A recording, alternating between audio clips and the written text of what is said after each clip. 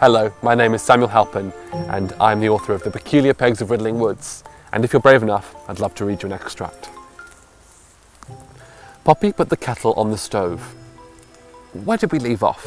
Oh, that's right, Gran said, unpicking a few of the scales from a pair of beetle wings she was making. The fabric from the Helligan mills became even more famous. The town of Suds prospered and grew until something odd began to happen.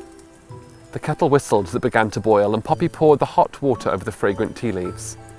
One by one, like the birds of summer, children began to vanish.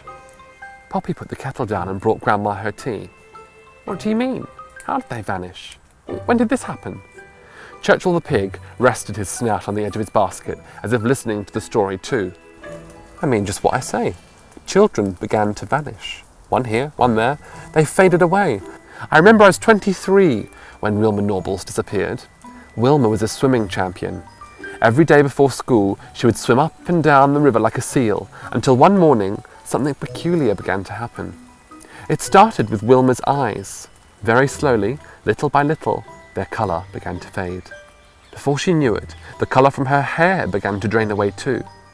And the last time Wilma climbed into the river, despite being 10 years old, she was as grey as an old woman. People watching from the shore said that she took a deep breath, sunk beneath the water, and dissolved like a blob of paint.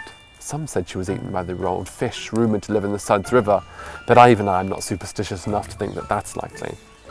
Poppy nodded politely. She didn't quite know if she believed her wily old Gran. She was 12 after all, and 12 is the age where one truly starts reasoning what is real and what is fabricated. I can see you don't believe me, but let me tell you this. Ever since, and ever so slowly, the children of Suds have been dwindling away. Where did they go? Poppy asked. When was the last time it happened? Gran looked at Poppy and answered only one of her questions. No one knows. Sugar, my button, 2 lumps. Poppy retrieved the sugar, heeding Grandma's instructions. And what's happened to the mills now? They're still there, said Gran, sipping her tea. Somewhere in the woods outside of town. Riddling woods. Neglected, ruined and overgrown. Whether the fabric which floats down the river comes from the mills or not is anybody's guess. People in the village like to say they're haunted. Haunted? Haunted, said Gran, by the ghost of a washerwoman that crouches beside the river's edge, washing the stains from a grey cloth. That's not real, muttered Poppy, her chest swimming with unease. It might not be real, but it's a fact that people have seen her, said Gran wryly. Now, while your dad is away for the next few weeks and you're staying with me here in Suds, I want you to follow 4 simple rules. No one else seems to bother with them these days, but I'm a little bit old-fashioned, Poppy, and sometimes I like to stick to them. Poppy fetched her notepad from her backpack and wrote down what Grandma said.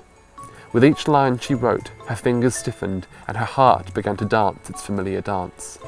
Rules. Number 1. All washing must be done during the day. Bring your clothes in off the washing line, even if they're wet, before 6 o'clock every night. 2. All sugar cubes are to be kept under lock and key. 3.